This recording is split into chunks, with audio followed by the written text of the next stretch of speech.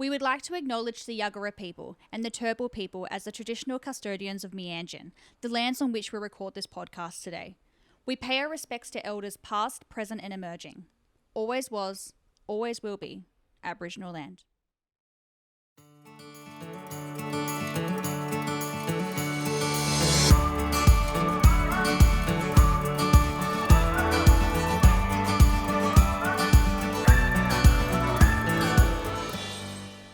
All right. Hello, everybody, and welcome to another episode of For the Health of It podcast, a podcast made for healthcare professionals by a nurse on the inside. So my name is Jess Tully, and I am the Brand Ambassador of Healthcare Australia, but also a registered nurse. And this is a very, very interesting and exciting interview for me personally as a medical professional. So I've got an awesome guy. He's pretty awesome, I feel, named Brett. Now, Brett started his day like any other day, and he decided to end his day with what he loved best, and that's going for a surf, hitting the ocean, catching some waves with his best mate, Joel. And unfortunately, the day was not like any other day because something pretty horrific happened, and it was every surfer's worst nightmare. So welcome to the podcast, Brett. I want to just chat with you about not only that day, but what was your life like before, I guess, that horrific day? What were you doing? What were you doing on that particular day? Were you coming home from work? Because it was a day like no other. It was, and by the way, great intro. I love the storytelling that's gone into it already. It's you're right. It was just an average day for me, except for the fact that it kind of wasn't in a way.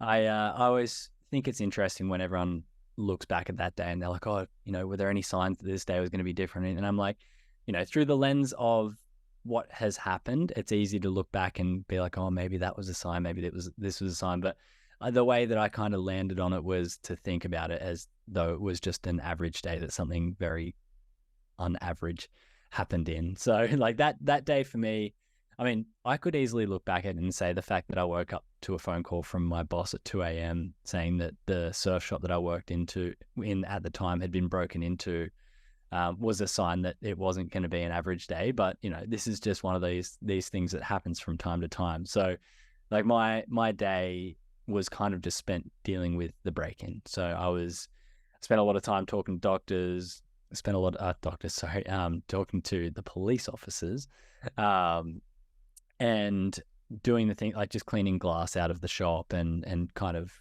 helping them with whatever they needed to figure out who had broken in and all these sorts of things. It's not a typical day working in a surf shop for me, but it's something that, after a day like that, and after that's obviously a bit of an annoying thing to deal with within work, especially with, the small shop that we're in. It's one of those things where, something like that happens and it is a pretty big deal.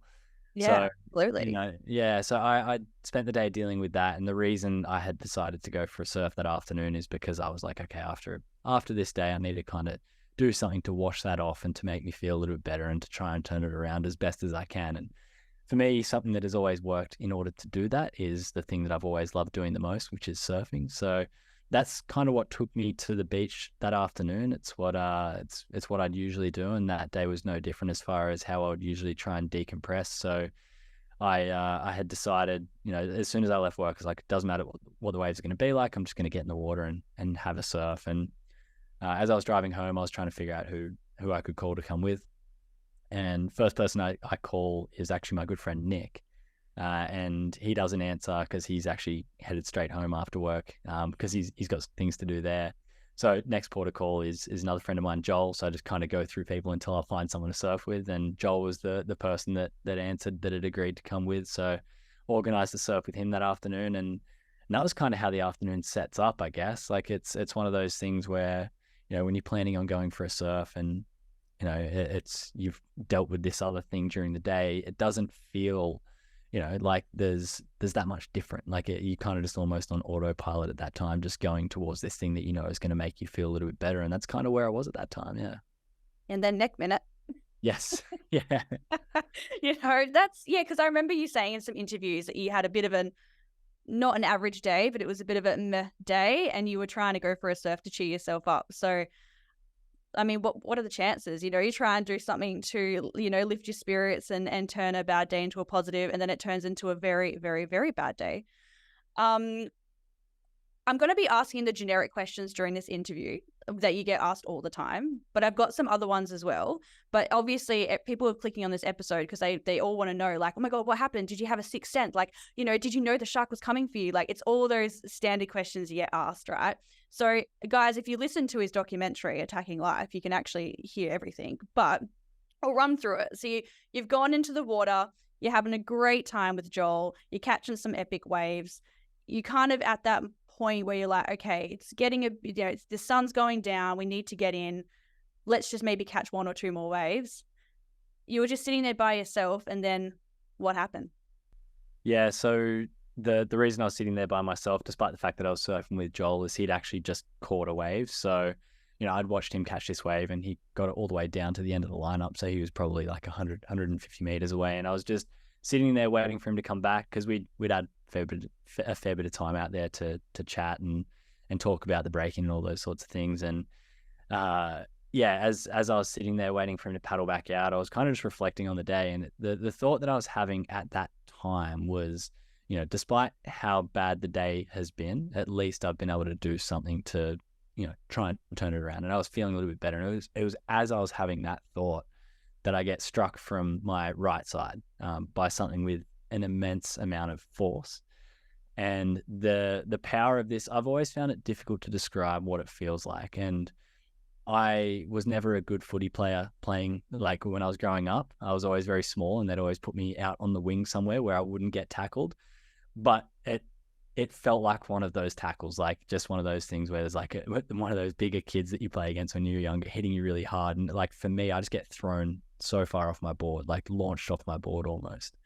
And I land in the water, and before I can even look around and figure out what had hit me and where it came from or anything like that, I look down and there's a shark biting me on the left leg. And for me, this is that moment when you look down and you realize what is happening. It's almost like everything kind of just immediately freezes as you get hit with the impact of the situation.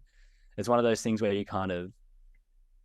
you immediately feel almost time slowing down to the point of stopping. And it's a strange sensation to try and describe. And I know there's other people who have been through their own incidents, whether it be, like a car accident or something like that, where they do describe this same feeling of time slowing down. And that for me is where I think all of my other senses kind of perk up, and I can start to take in all of these like really fine details of what's actually happening in front of me. Because although, I say time slowed down to the point of stopping, I think for me that next probably 5 seconds felt like it lasted about 5 minutes. And there's so many small details within that 5 seconds that I can recall, and that it's imprinted on my memory. And like I always point out, the main things that I could take in that moment were the feel of the shark's skin, which was incredibly rough. I could realize that there was no sound at all. So there was no, like I couldn't hear myself screaming, which I later found out that's how Joel figured out what was happening. You could hear me screaming, but I was not registering this sound. I couldn't even hear the water splashing around, or anything like that. So there was just this strange silence. There was like nothing going on there. And then there's obviously the visual as well. So I'm looking at this shark, and I think there's a realization as you're staring this thing in the eye, and you kind of feel so small and insignificant in comparison to this creature, because you realize in that moment that, you're not going to be able to argue with this thing. You're not going to be able to reason with it. You're not going to be able to tell it to stop. And it's that feeling that you mentioned earlier in the intro. It's that your worst nightmares are that's happening, like it's in front of you. And there's just this incredible sinking feeling that you feel so helpless and so powerless in that moment, especially, when it does clock that it's a shark, and that, as a human, we're very, very overmatched or undermatched, I guess, when it comes to trying to battle with a shark in that situation. So there's this strange sensation throughout that time when I'm taking all this information and trying to figure out, what I can do. And I always say, I don't think I made any conscious decisions from that point forward. There was almost just like this flow on of effects, like one thing just happening after another. And it wasn't because I was saying, oh, I'll try this, or I'll try that, or I'll do this. There were just things that happened. And I think that goes to speak to the instinct that it's obviously fight, flight, and freeze that's happening in that moment, which is an instinct-based response. But it's just like for me, the action sequence kind of goes like after I freeze, I try and do what everyone says you should try and do, which is try and punch the shark, which fails because you can't punch through water. It's incredibly difficult to do. A lot of people discount that when you're thinking about getting attacked by a shark. And then the next thing that I attempt to do is to just pull away from the shark. And I guess this is probably the flight part of the fight, flight, or freeze response, is trying to get away from the situation. And this is where I make what is essentially the biggest mistake of that afternoon, which is pulling away from the shark. And it's a perfectly natural response, because if you were to think of, if you're sitting at a desk there and a spider crawls across the table, and if you're like me and a lot of other people, you're probably going to try and like get away from the spider. That's the natural response. But the unfortunate thing for me in that moment is like our human bodies are nothing compared to how sharp the teeth of a shark are. So as I pull away from it, it doesn't let go. It holds onto that chunk of flesh and essentially just completely separates it from my body. And the first thing that I do is to not look down. There was something in the back of my head saying that's not going to help. And plus, despite what had just happened, I realized that this is kind of my window of escape. So I just put my head down and start swimming towards the beach. And I swim as hard as I can. I only get about 20 meters further in, and I had this thought come over me, which is terrifying.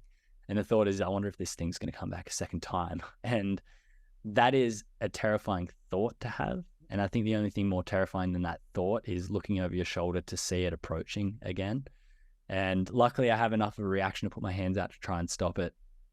And there's this second moment, which kind of takes me back to that same feeling as the first one, where I see the shark biting me for the first time. But there's this moment where my arms are outstretched, my hands are like on the nose of the shark as it's pushing me through the water. And there's this feeling of like, am I ever going to actually get away from this thing? Like, I've already given up so much to get away from it once. Like, what am I going to have to give up to get away from it a second time?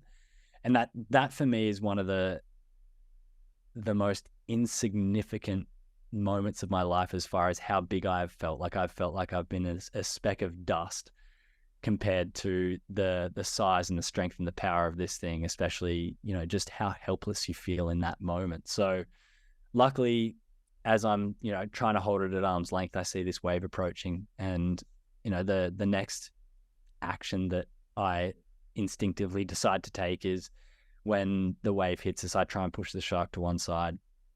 And luckily the wave has enough power that it kind of separates us quite a bit underwater. It pushes me into the beach quite a lot. And by the time I surface this time, I luckily don't look up and see the shark coming back a third time. I actually look up and see Joel paddling towards me as fast as he can. So he's obviously heard my screams for help and knows that he needs to get to me because I'm in need. And look, there's a lot of luck that makes up this situation for me. And one of the ones that I'm obviously most grateful for is the fact that Joel made the decision to paddle towards me, because as a surfer, I think you'd like to be able to respond like that, but you don't know what you're going to actually do until you're faced with that set of circumstances. And I think for as much as everyone would like to say they'll paddle towards you and save you, like if Joel paddled towards the beach, there's no part of me that would be able to hold that against him, because it's not necessarily human instinct to want to paddle towards danger like that. And I'm so lucky and so grateful that he did, because when he got to me, he just knew what to do. He knew he needed to get me to the shore. So he put me on his board, takes me to the beach, drags me up the sand, and then he just runs off to get some help. And there's this weird feeling of relief when you're on dry land, where you're like, okay, the danger is gone. But for me, that's really where, the real story started, because it's just instantly sort of fighting for your life. And, I'd always try and frame what happened on the beach. Again, I mentioned the luck before, but I always think the luck is a really good way to talk about what happened next, because each person that was there, what they did, everything that happened, if the right people weren't there, if they didn't make the decisions they did, if the actions didn't happen in that specific order, like I probably wouldn't be giving this interview right now. Like I say, was incredibly lucky Joel was there. I was incredibly lucky that he paddled towards me. I was lucky that the person that he ran off to get help from was his partner, Aggie. And this is the first time I'd ever seen Aggie watching Joel surf. She says she doesn't really know why she came down to the beach to watch him surf that afternoon. But again, I'm lucky that she did, because Aggie is an intensive care nurse and knew exactly who to call, what support I'd be needing as far as paramedics and helicopters and stuff like that went. So having her coordinate that was incredibly, lucky and very important. While she was sorting all of that stuff out, Joel had run back down to me, and there was another man walking along the beach. His name's John. He also doesn't know why he was coming along the beach that afternoon. Has no sort of, it's one of these rare situations that he found himself in where he can't really describe why he went down to the beach that afternoon. But John also happens to be a qualified nurse. And he was the one who helped Joel tie the tourniquets in the start with leg ropes and wetsuits, and essentially was able to stop the bleeding for the first time until the paramedics and all of those professionals got there and could, use the proper equipment and, not have to use leg ropes and wetsuits and stuff like that. But those people that were there that applied the first aid in the first case and coordinated that rescue effort were not only lucky, but I think even if you were to say 99 times out of 100, I think it's more than that. I think, maybe even,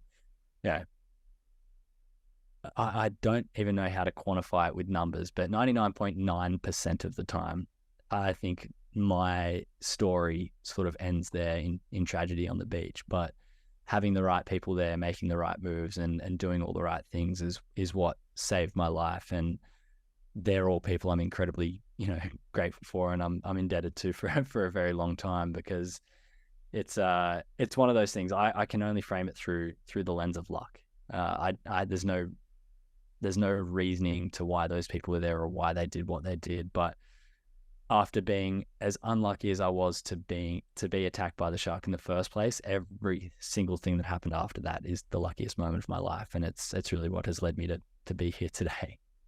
Thank you so much for sharing. Like, that was, wow. I mean, I've obviously watched your documentary, so I know a lot of the sequence of events and the chain of events that happened that day. But just hearing you say it again, like, still, I got goosebumps all over my body, because it's like most people's worst nightmare. I feel like everyone, but I won't put everyone in that category. But like even in a swimming pool, for goodness sake, people get scared of a shark or something in the water grabbing them. It's a true fear of so many people, and but the statistics of actually being bit by a shark is so low. Like, it is crazy low. I forgot to write them down, but I have been Googling it, and I was actually like, why is everyone so scared of sharks when realistically the statistics show that it is such a crazy low number worldwide? It is insane. But you're right about the luck side of things, because like, we'll talk about all the medical stuff that happened after that, because the fact that you even survived from even getting out of the water to then the next stage is incredible, and even just your recovery period. But yeah, just the whole chain of events of like you even just getting out of that water. You mentioned as well in your doco that like when you had caught that wave, which did save your life that way by pushing you towards the shore, that you felt like a bump on your body, and you're not sure if it was a surfboard or whether it was the shark. No. And I think if he had come and bit you again and got you like on your abdomen or something like that, you 100% would not be here today. Yeah. So, I can't believe he came back. That is so frightening.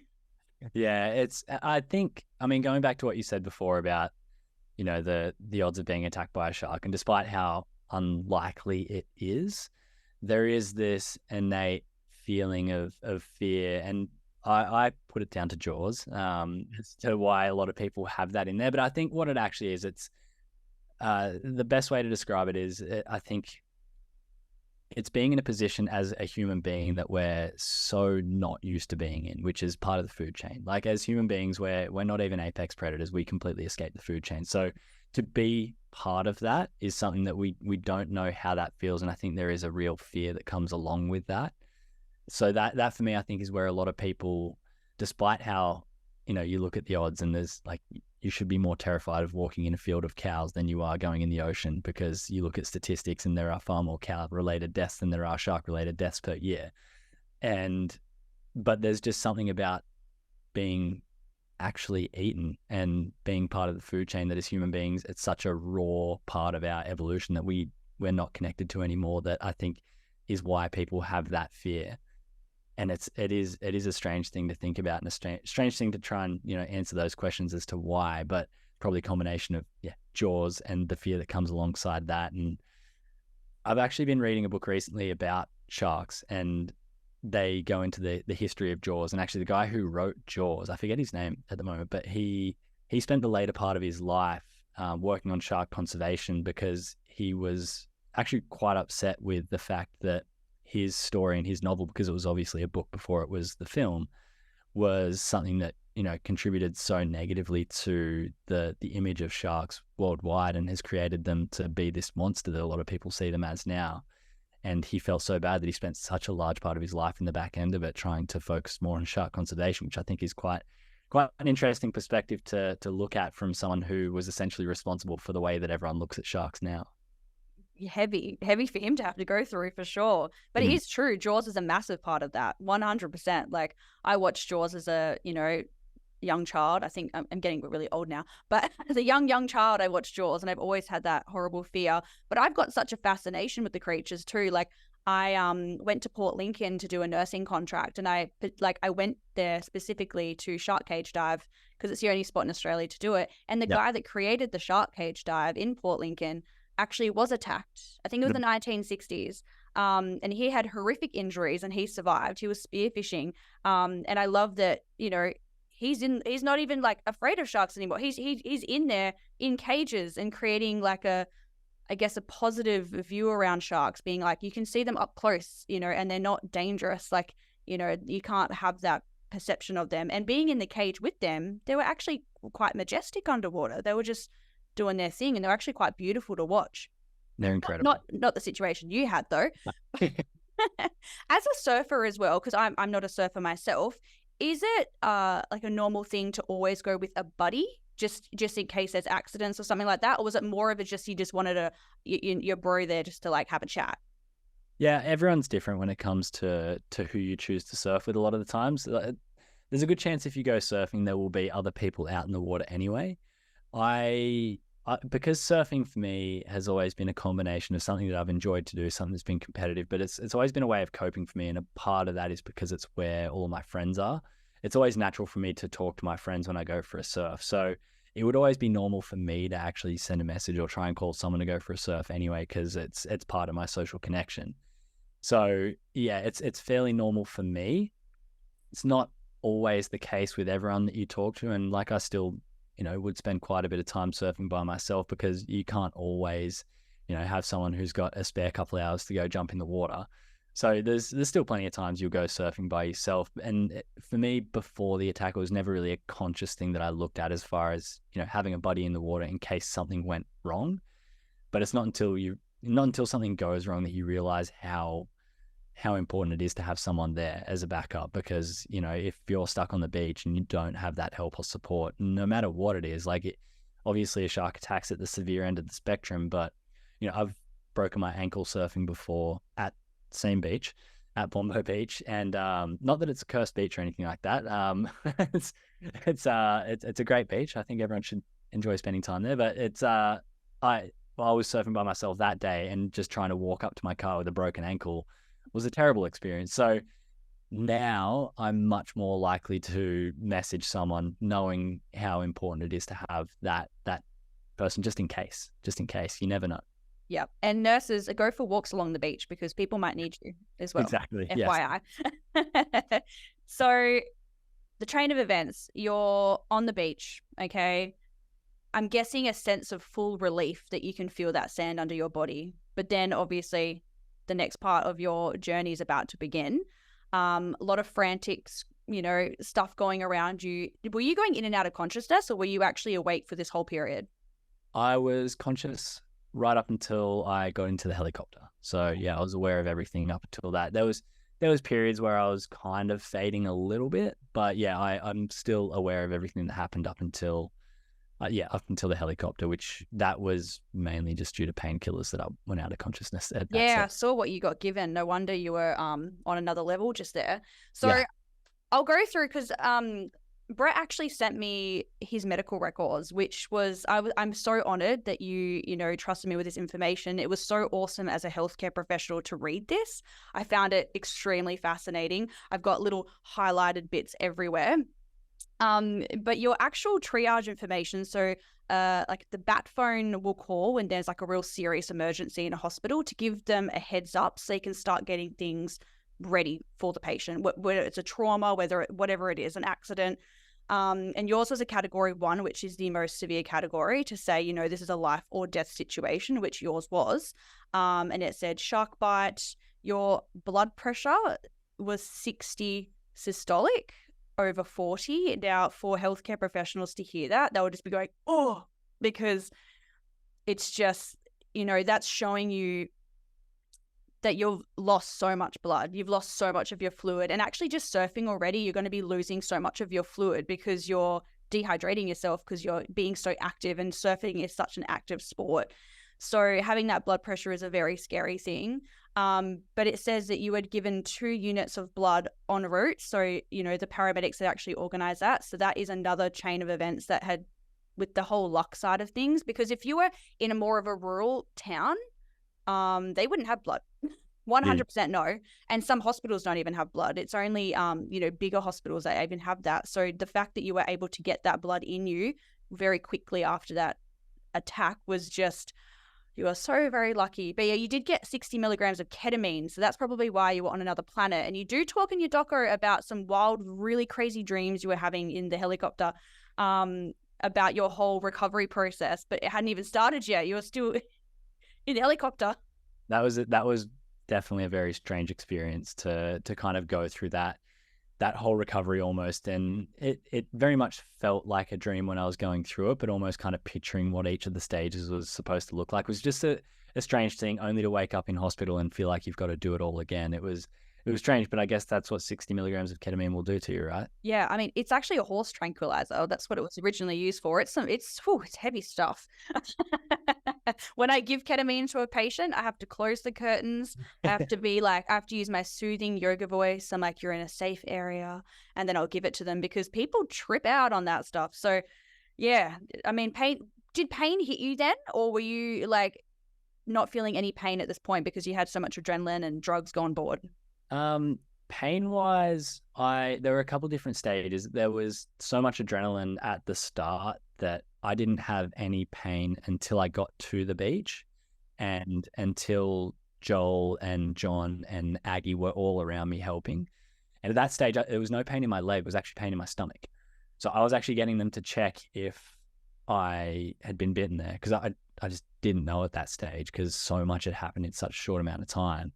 I found out later, and you're probably someone that would know about this, that pain was actually my organs starting to shut down due to blood loss, which goes to show how much blood I'd lost at that sort of stage. So that was the only pain I had up until then. So it was almost like these intense pains and cramps within my stomach, but nothing in the leg. It was kind of mainly concentrated around there. But as time went on, then I guess that pain sort of closer to the leg starts to take over a little bit when you bring your awareness there. And I didn't look down at any stage on the beach. I didn't look at my leg until 3 weeks in the hospital. So I just knew it wasn't going to be productive. And I think perhaps not knowing the extent of how bad it was didn't allow my brain to register the pain that could have been there. Yeah. So I think that's something that could have helped quite a lot. But yeah, the pain scale, like I start a lot of my my presentations when I'm speaking with a bit of a frequently asked questions, and one of the most common questions I get asked is, did it hurt? And I always say, no, it doesn't hurt to be attacked by a shark, because there really was no pain for quite a long time, which is a strange thing for a lot of people to reason with. But I guess there's a lot of other things going on in that situation that kind of takes your awareness and things away from what could be perceived as pain. Absolutely, for sure. Oh, it's just a wild story, honestly. It's crazy what you have been through, because I'm going to go through the next section now, and this is, to me, is what just blew my mind. Now, you went through an ambulance, and obviously your friend had told them you need a helicopter, so that is so incredible that she had that knowledge to alert them, because that also is that whole chain of events with the luck. So you got a helicopter to a trauma center, which is like if you're going to have something like this happen, being at a trauma center is what is going to save your life. As I said, like I actually work in a lot of regional, rural, remote towns. And this is where if things like this happen there, people will not survive because they don't have the things that trauma hospitals have. So they got that back call. They had everything prepared, and they had already contacted the general surgical fellow, a vascular on-call doctor, orthopedics, and plastics. So they had called every single person that needed to be within your care and every single specialty. And having a specialty doctor and surgeon is what you needed. So you were so, so lucky. You then, by the time you actually arrived at the trauma center, you'd had 3 units of blood as well as 2 liters of fluid, which just shows how much loss you had had. And you had injuries to your hand as well. You had hand and your leg. So you were missing 3/4 of your thigh, which is just, I know that later on someone had brought the word amputation into your mind, but obviously you hadn't looked down, so you didn't even realize that was a possibility. But reading this, it's a huge possibility where you're like, this guy's going to lose his leg 100%. But the chain of events of you getting that particular vascular surgeon and having all this is just incredible. Your blood pressure had only gone up to 80/60, which is a tiny increase. So having a patient arrive with that, you were pale, diaphoretic, your heart rate was through the roof. You were extremely cold because you'd been in the water, you'd been laying on a beach. So you were freezing cold, which isn't going to help your organs. So that whole, just reading all that was just like crazy for me. And then I've written down the back call was at 7 p.m. They had written their notes by 9:20. By 9:40, all those doctors had been called and were there. And you were actually in the operating theatre by 11:15 p.m. So if you were bit at 7 and you were 11:15 p.m. in theatre, you're a lucky man. Yeah, it's funny. Like I talk about a lot of the luck that, the average person who doesn't have all the insight into, reading through the document that you've got in front of you there and being able to understand it and know what all those timelines mean. And it's fun. I always find it fascinating talking to people who are either nurses or in, in any sort of medical area with that expertise. They look at it through a different lens where, like, I can say, yeah, it was great to have these doctors here. It's good that Joel was here. But when people look at, that raw data behind, things like blood pressure and just some of the things that, as you've said, have been incredibly lucky to me and helping me survive that, I always find it fascinating and interesting to hear it from that perspective, because it's not one that I often have to focus on too much, because there's not a lot of people that can understand it from that point of view. But it's nice to know that you can appreciate the medical and numerical side of things that a lot of people kind of overlook. Well, trust me, you are so lucky. Like, if you had waited until midnight to get blood after losing that much volume, like you wouldn't have survived, you would have just arrested. Like,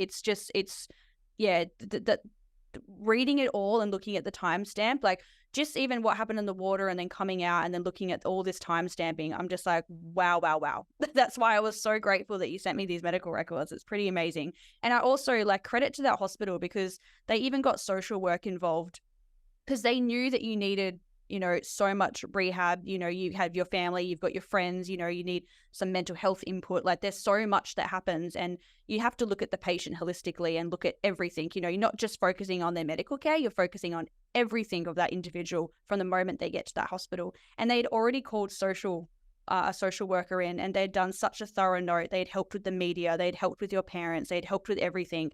And huge credit to that hospital. I think what they have done with your care was brilliant, like so brilliant. And the way they wrote their notes as well was just fantastic. So you went straight into theatre. You had a full washout of your thigh, just to figure out what the injuries were and to whether if there was any major arteries that had been severed. And you had no major arteries severed, which I don't even understand how, because 3/4 of your thigh was missing. So yeah, wow. I'm not sure if it's in the notes there, or I can't even recall who said this, but they were saying the wound is 2 millimeters away from the femoral artery, which where the bite is, and you know what 3/4 can look like. And the fact that there'd been no arteries severed is Crazy. Like if that had happened, like you'll understand that I probably wouldn't have even made it to the beach. You wouldn't have. No, you might have made it maybe to the helicopter, but like not beyond that. No way. If they had gotten your artery. So the fact that you had that much blood loss with just all the other, bits and bops ripped out, is another huge part of your luck as well. So, they've gone in, they've cleaned it out. Now, obviously, contamination wise as well, you've got sand plus everywhere. So they had to use 15 liters of fluid to clean out and make sure that is as sterile and as clean as possible. So they have done such a great job with that. And they got to assess what's been damaged, what's not been damaged. And then they sent you to ICU, and then they kind of came up with a reconstructive plan straight away. They knew your age. You were 22 at the time. And they obviously knew this guy needs his leg. He's got a whole life ahead of him. We need to figure out a plan. When I was in hospital, I wasn't really too aware of who was doing what and what all of that was about, because another part of that, like my mum was basically the person who was having those conversations and kind of had the relationships with those people. And, despite her best efforts and all meaning well in these conversations when they were figuring out what they could do, like I know some of her ideas, let's say. One of them was she asked if they could grow a new quad in a petri dish, which they said is not going to be possible. And she also asked if it was possible for my dad's quad to be transplanted into my leg, which it's a great idea, but I don't know how much that would have helped my dad. I can just envision the doctors just being like, no. We're not there yet. Maybe, yes. I mean, hey, maybe in 50 years, but not just yet. Yeah, not just.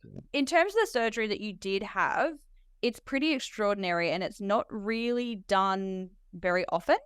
No. So the procedure that you had, the way I've seen this particular surgery is with women who have had breast cancer, and they've had mastectomies before. So they've lost all that tissue because the breast has been removed. So you had your tissue on your back actually transported and taken off, and all those muscles there, and put onto your quad, and that's a latissimus dorsi flap, it's called. And I've only ever seen it, with women with breast surgery. So when I saw that that's what you had done, I was like, oh my God, that's genius. Like, that's actually so good. And I didn't know that it would be responsive to putting on a different part of your body. So the fact that you actually had that flap taken from the back and put onto that missing section of muscle there, and for it to not reject as well, and your body accepted it and took it on, and then you did all the skin grafts as well. I even saw your poor bum had a skin graft. Ouch. Yeah. Skin grafts everywhere. I know. So it is interesting when I look back at what that surgery sort of was.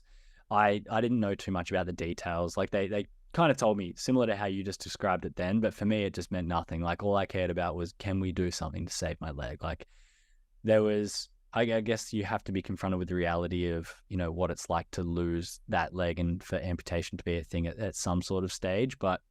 And as much as I'd tried to be like, okay, regardless of what happens, like you're still alive, and to be grateful and positive for that, it's still really difficult to come to terms with the possibility of still losing a leg. And I think, obviously you've got the changes to your life that you might have to have there, but I think part of knowing that from the knee down was perfectly fine, and if I had to throw that away, that's like a hard thing to get rid of, right? When that's not damaged. So they kind of told me what they could do, and I just put so much like faith in the fact that was going to allow me to keep my leg, and that was going to be the best case outcome there. And they were even saying to me, like, when it comes to transplanting the muscle, they were like, yeah, we're going to connect the blood supply to keep the muscle alive, and connect a nerve, which they're like, it might make it work, like it may work, like we're going to give it the opportunity to, but really that's not our priority. Like the priority is just to save the leg. And I was like, yeah, I'm totally fine with that in the moment. But I still remember, like you talked about the muscle rejecting, and for that first, I think it was like a week, they were doing regular pulse checks using the little ultrasoundy type of thing. I'm not sure exactly what it is. Great for me to come on a medical podcast and say ultrasoundy thing, isn't it? No, you're a patient here. You don't need to know the words. And I remember every time they did it, I was terrified that it wasn't going to work. And they had two machines. One of them didn't work great, and the other one was perfectly fine. but they didn't know which one was which. So sometimes they'd put the faulty one on and it'd like be really faint, or they couldn't hear it. And I was like, oh no, what does this mean? They're like, oh, we'll try the other machine and then it'll be fine. So They need to bin that other machine. The I anxiety know, through the roof. it was awful. It was awful. So yeah, there's like, you kind of go through that little process of they've done what they can do, but there's still the chance it might not work. That uncertainty as a patient is pretty tough to deal with. And I guess all you've got to do is just hope that they've done the best that they can do and that it is going to work, because as a patient, there's nothing you can do there to help. Like, you can't just stare at it and be like, fix, grow. Fix like, it, come on. Yeah. Yeah, the actual procedure you had. So like, if you think about it, like those little vessels are so tiny. And that's why it's such a specialty as a surgeon to try to do that. To connect a blood supply from something to another thing is just extraordinary. And the fact that it actually did take as well and didn't get rejected is just even more extraordinary. So it's another part of your luck, of your chain of events. But I was actually going to ask you, as a patient and dealing with this, I looked at your post-operative instructions post that surgery. So they've done that big surgery. They put the muscle flap on your quad to try to help with the reconstructive side. And when you're in ICU, it says 15-minutely flap observations for the first 4 hours. So a flap observation is when they're like checking that it's, pink, and checking that it's warm, and checking that it's got a pulse, right? You want to make sure, because if they don't do it 15-minutely, I mean, what if something happens and they don't know, right? So they're checking it so frequently to make sure that if the blood supply starts to get cut off, that you could immediately go back to surgery and they could fix it. So I thought to myself, I was like, oh my God, that would have been horrendous for you to try to go through. But then it was 30-minute flap obs for the next 48 hours, so 2 days. So you had a nurse with you touching your foot, and you had that anxiety every 15 minutes to half an hour for 2 days. Yeah, it is. There's definitely like the anxiety around it, because you know why they're checking it, and like you're aware of, if it's not working out, what that could mean. But it's funny, like they obviously, they're doing it every 30 minutes, and that includes throughout the night. So they come and they wake me up and they'd be like, hey, we've got to do the obs. And I was like, I was always just grateful that they were there. Like I'd made a point, and I don't know, like I'm sure a lot of patients are like this, but it seems like not a lot of patients like this. I'd always just say thanks, no matter what I was getting, whether they were giving me like get the needles full of blood thinners, or they were coming to wake me up to do that. I'd always just say thanks. And they were like, oh, you don't have to like, and I was like, no, like for me, knowing that you are doing something to help is something that I'm grateful for. And despite the fact that you go through the anxiety of that every 30 minutes they're checking it, for me, it's like you just feel like you're in safe hands in that moment, knowing that they care and that they're doing those things. So as a patient, it's nice to know, like as annoying as it could be to have, be woken up to do those things, it's really nothing in comparison to if you felt like you had no care and that no one was looking after you. Very true. Very true. But yeah, I thought to myself, like, that would have been really rough to go through all that, and then just, and I always feel nurses feel terrible. Like, your patient just falls asleep, and then you're like, oh no, I've got to go in and I've got to hook up their IV, and oh no. And you just feel so bad. And then I hate when I walk in and I'm trying not to scare them as well. Like, I don't want to frighten them. So sometimes I'll like touch them gently. I'll be like, Brett. And then they're like, and I'm like, I'm so sorry. And then we just feel so terrible. But like, yeah, thank you for saying thank you to the nurses. That's lovely of you. They're all great. So let's just chat through quickly now the recovery. So, now that people are listening, they know it's successful, right? So you've actually had this incredible surgery. Blood supply is good. Now it's the next stage. Now they've told you that you may not walk again. They don't know how it's going to take. They don't know how the muscle is going to work. You're a very active guy. You love living an active lifestyle. You probably can't do that anymore. And they've also said surfing is probably a no-go, because they've used the muscle that's in your back. So when you're trying to swim, you need to use your upper body strength. This is why I can't surf, man. I can't get out there. It's too hard. So I can't swim out. It's just too much. I like the surfing part, but I don't like the getting out there part. But, and then because they've done that procedure, it's like also your surfing journey is probably over. So now that you're starting your recovery, what were those emotions like to be like, oh my God, am I going to walk? Like, how was the first steps? Were physio coming in during this time? Yeah, so obviously after the operation, you spend quite a bit of time where you can't do anything. It's mainly just like lay there and try and heal. So there's a huge period of inactivity where you can't do a lot, and they're really difficult times to kind of go through, because that's when I was kind of dealing with those things that you just mentioned there. Wondering if I was going to be able to walk again, and trying to reason with what life was potentially going to look like without surfing, because for me surfing was everything that I had. So there's this feeling where you're dealing with, despite the fact that you're alive, they've been able to save your leg, and there's a lot of positives there.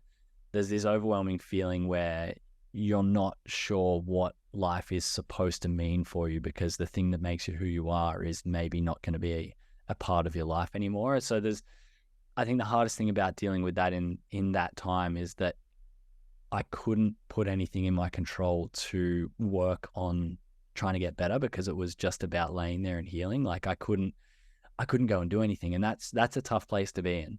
Oh yeah. It's that loss of control, I think, which is what I've struggled with quite a bit. So as soon as I was able to start doing even just small things, I made sure that I did everything and did almost probably more than what I needed. So like, even for example, when I was able to get up on my feet again for the first time when I was still in hospital, and this wasn't, it wasn't weight bearing or anything like that. It was just the ability to get up on one of those big walking frames and to, first of all, get to the bathroom, and then second of all, to get to the door of the room. And then there was kind of like each day there was a new checkpoint. So I'd go like bathroom, door, and then it'd be like down the corridor and back, and then it'd be like around the corner and back. And it just kept extending. So I'd do like a lap of the ward. And then there was one day where I literally spent a good couple of hours just shuffling around doing laps, because it was the only thing I felt like I could do that was in my control. And I think that for me was where I felt like, although that wasn't my rehab, it was just good to be able to do something that made me feel like I was putting, a bit of effort into whatever a recovery was going to be, rather than just laying there and, hoping for the best. So that was one side of things. Like I had a week in ICU all up, like that was split between like ICU and like the step down ICU.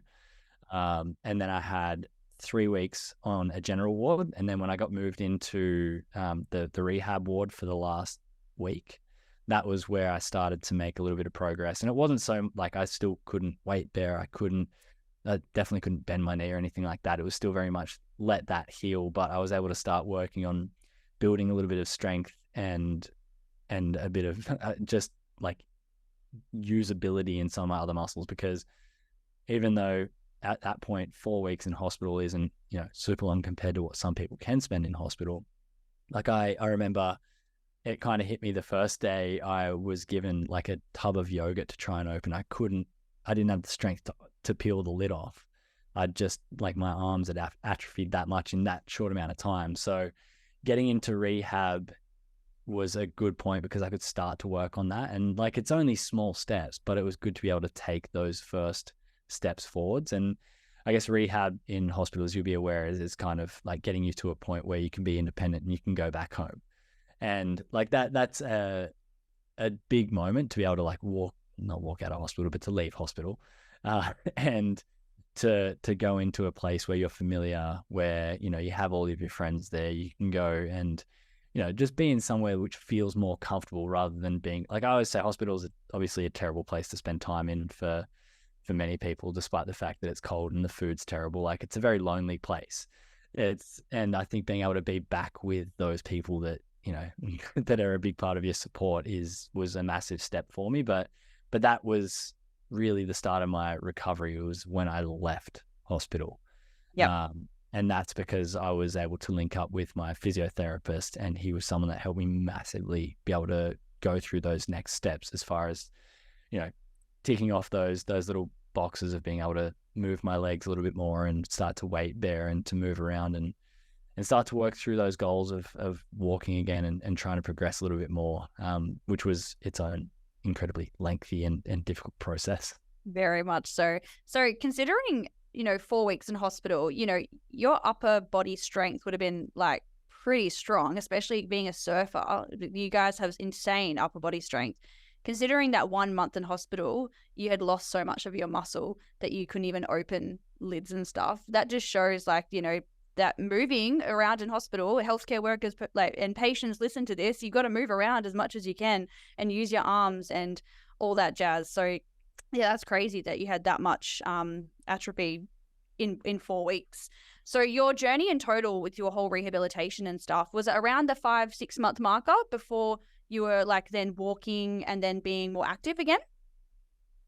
So yeah, I have different sort of markers. I think after 2.5 months roughly, I was able to, that was at the point where I was kind of walking without any crutches or anything like that.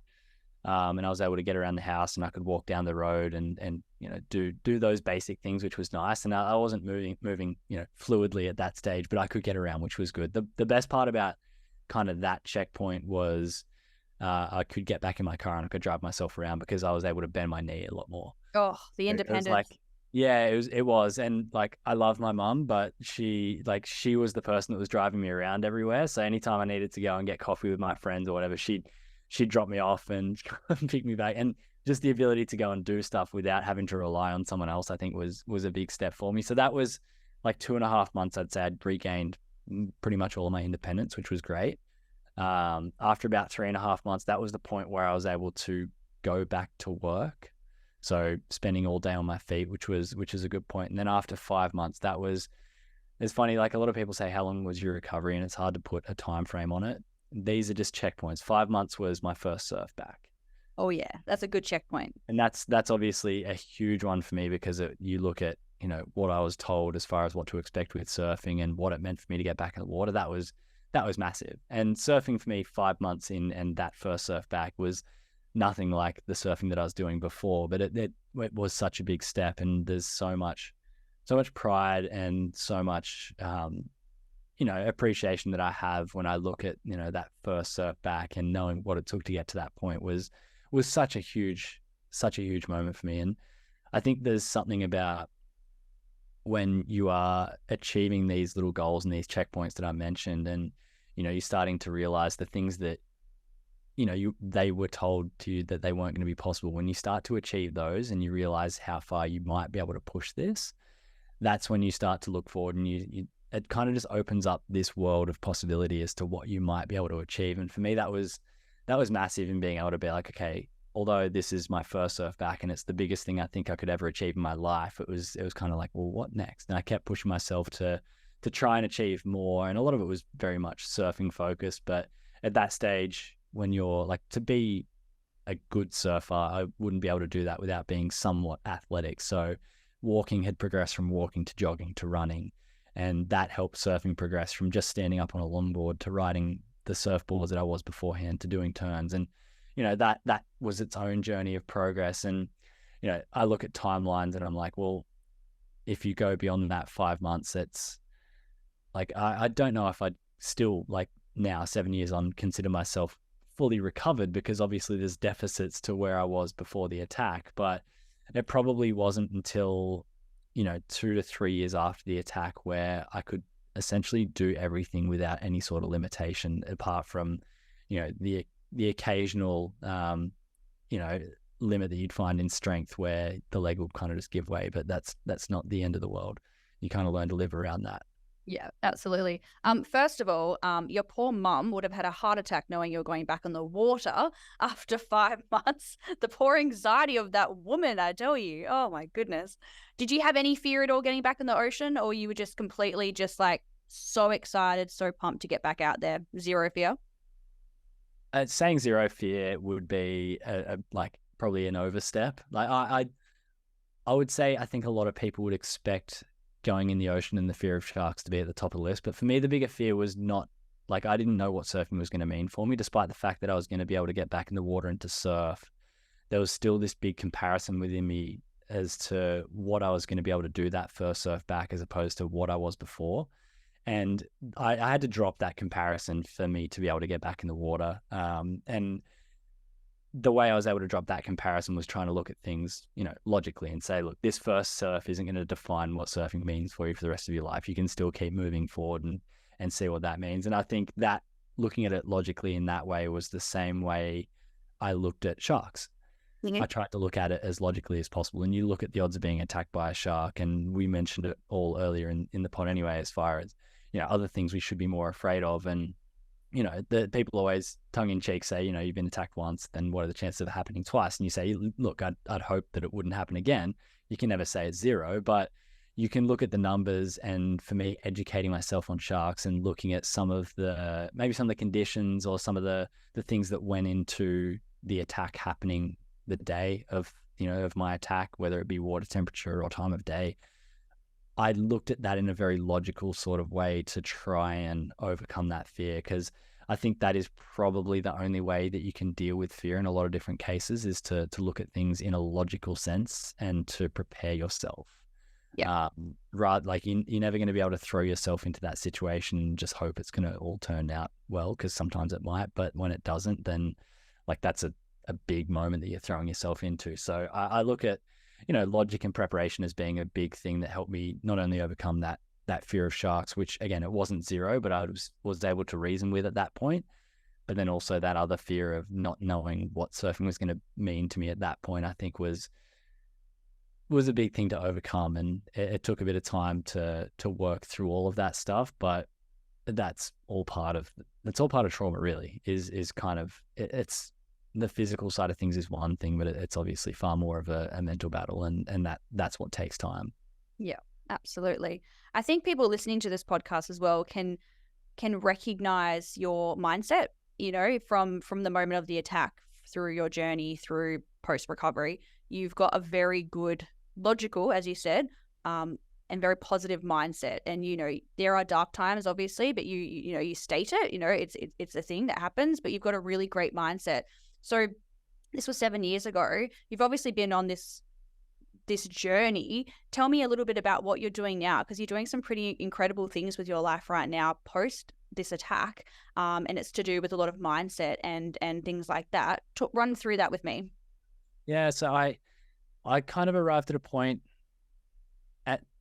it was a couple of years down the track when it comes to like using the attack as a reference point, where I kind of regained a lot of the things that I'd lost, whether it like was walking again, was able to run, I was able to do all these amazing things, and I'd kind of taken up competitive surfing again, and all of these things that I thought had been lost. And I was almost kind of going down that same path that I was living before the attack. And at that stage, when I was trying to figure out what that meant for me, I was also starting to share my story a little bit more and speaking, first of all in schools, and then moving on to doing like corporates and conferences and podcasts and working on the film, which you've seen.